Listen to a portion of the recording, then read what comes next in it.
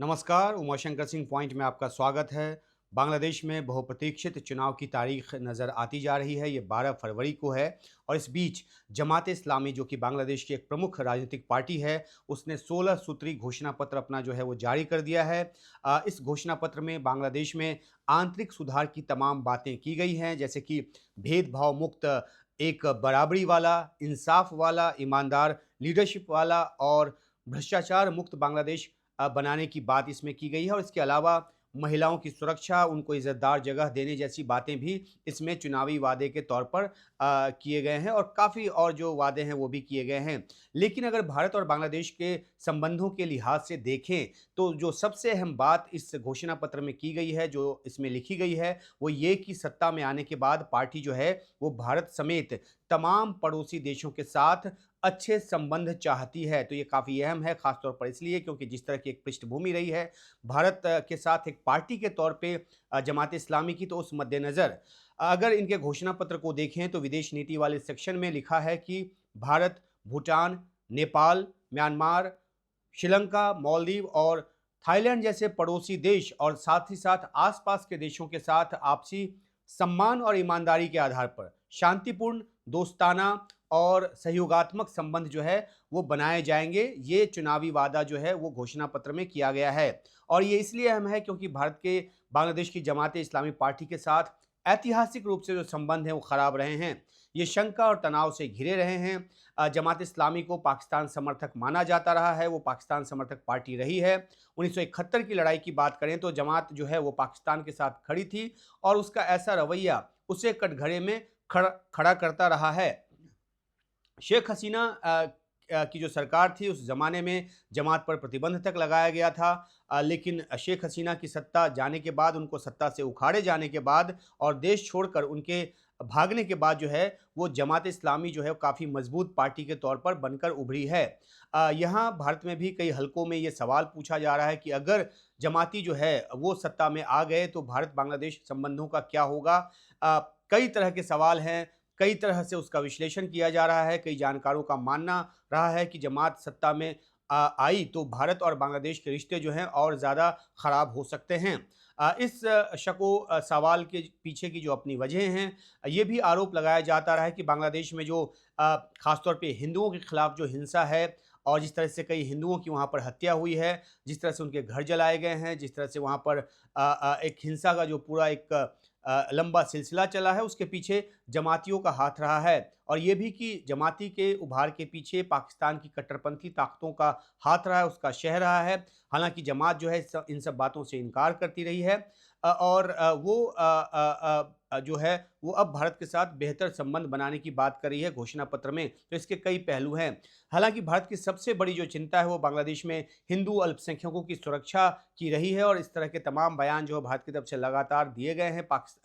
बांग्लादेश से इस तरह की मांग भी जो है की गई है और इस तरह की बातों के बीच ये देखना दिलचस्प है कि जमात ने अपने घोषणा पत्र में भारत के साथ भी संबंध अच्छे करने की बात की है। कहने को तो ये कहा जा सकता है कि ये चुनावी घोषणा पत्र है, कुछ भी लिख देने में क्या जाता है, लेकिन अगर इसे व्यावहारिक नज़रिए से देखा जाए तो इसमें कई सारे ऐसे पहलू मिलेंगे, कई सारे ऐसे आयाम मिलेंगे जो काफ़ी एक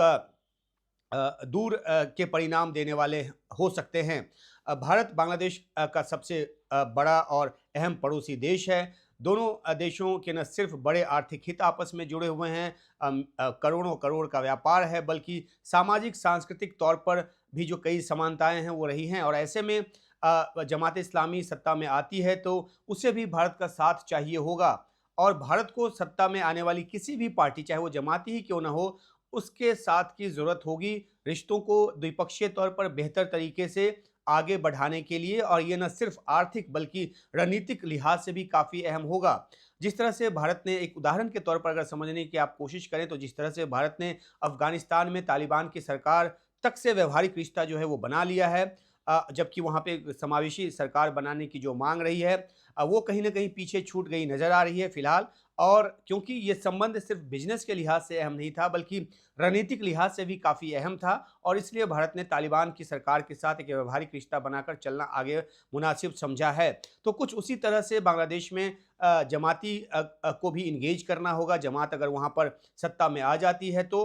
और उसको साथ लेकर चलना होगा, क्योंकि द्विपक्षीय लिहाज से ये काफ़ी अहम, काफ़ी क्रूशियल होगा। हालांकि अफगानिस्तान और बांग्लादेश में बहुत फ़र्क है, लेकिन यहाँ दो देशों के जो संबंध होते हैं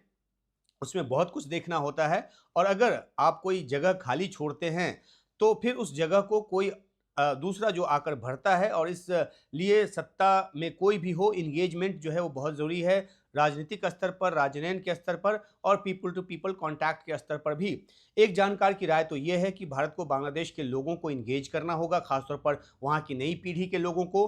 भारत ऐसा करता है तो उसे इस पीढ़ी के साथ कनेक्ट बनाने में मदद मिलेगी, क्योंकि कहीं ना कहीं ये भी माना जाता है कि भारत ने अपना कनेक्ट जो है वो बांग्लादेश की नई पीढ़ी के साथ खो दिया है या बना ही नहीं पाई है। ये विश्लेषण वहाँ से निकलकर सामने आ रहा है। और किसी भी देश की जनता के साथ कनेक्ट होने पर वहाँ की सत्ता के साथ तारतम्य बिठाना ज़्यादा आसान होता है, क्योंकि दोनों ही तरफ से जो हित साधना है वो इसके ज़रिए हो सकती है। तो ये एक अहम पॉइंट है जो जानकारों की राय है। उसके मुताबिक बांग्लादेश चुनाव समावेशी हो, सबको साथ लेकर चलने वाली हो, तमाम पार्टियों को इसमें जगह मिले। भारत की तरफ से इस तरह के बयान जो है वो दिए जाते रहे हैं, और इसके पीछे अवामी लीग को चुनाव में शामिल करने की जो चाहत है वो भी शामिल रही है। लेकिन बांग्लादेश का चुनाव जो है वो बांग्लादेश का आंतरिक मामला है, ये बांग्लादेश का अपना कहना रहा है। और उसी तरह से जैसे अवामी लीग के ज़माने में बीएनपी हो या जमात इस्लामी, इन दोनों ही पार्टियों को चुनाव से दूर रखा गया, प्रतिबंध तक लगाए गए, जेलों में कैद किया गया नेताओं को। तो अब जो है एक तरह से काल चक्र घूम गया है, तो अवामी लीग पर चुनाव में भागीदारी पर जो अस्थायी रोक लगाई गई है उसको इस चश्मे से देखा जा रहा है। इसके अपने बहुत सारी जो घरेलू वजह हैं वो हैं, उसमें हम फिर कभी उस पर चर्चा करेंगे। लेकिन अभी अहम ये है कि भारत जो है वो बीएनपी और जमात इस्लामी दोनों ही पार्टियों के संपर्क में है। खालिदा जिया की निधन के जो उनका जो निधन हुआ उसके बाद मातमपुरसी के लिए खुद विदेश मंत्री एस जयशंकर जो हैं वो ढाका गए, और उनका ये इस तरह से जाना जो इस बात का संकेत है कि भारत जो है वो इंगेज करने की पॉलिसी पर चलना चाहता है और चल रहा है। बीएनपी का घोषणा पत्र जो है वो 6 फरवरी को आने वाला है। ये जो है बीएनपी की उन 31 सूत्री रिफॉर्म एजेंडे के तर्ज पर होगा जो उसने पहले जारी कर रखा है। उसमें समावेशी बांग्लादेश बनाने की बात, युवाओं के हिसाब से नीति बनाना, 8 सेक्टरों को प्राथमिकता वाली जो है 8 सेक्टरों में सामाजिक नीति जो लागू करना है, वो बातें जो है उसमें शामिल है। और इन बातों के साथ बांग्लादेश में अल्पसंख्यकों की ज़मीन कब्जाने वालों पर सख्ती की बात जो है वो की गई है। उनके लिए ट्राइब्यूनल बनाने का वादा जो है वो किया गया है, और सांप्रदायिक हिंसा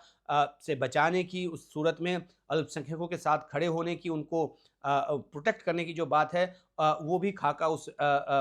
में खींचा गया है। तो बीएनपी इस तरह की बातों के ज़रिए भारत का भरोसा जीतने की कोशिश में है, और ख़ासतौर पे जो अल्पसंख्यक हिंदू है वहाँ पर उसका भरोसा भी जीतने की कोशिश में है। तो चुनाव नतीजों पर निगाह रहेगी, और नतीजों के बाद चाहे वो जमात इस्लामी सत्ता में आए या फिर बीएनपी आए या फिर किसी और तरह की मिली-जुली सरकार या कोई भी फॉर्मेशन वाली सरकार जो है वो आए, तो देखना होगा कि वे अपने चुनावी वादों को ज़मीन पर उतारने के लिए किस तरह से आगे बढ़ती हैं वो पार्टियां या वो पार्टी। और दूसरी बात ये भी नज़र इस बात पे भी रहेगी कि भारत जो है वो इंगेज करने के लिए किस तरीके से अपना जो एक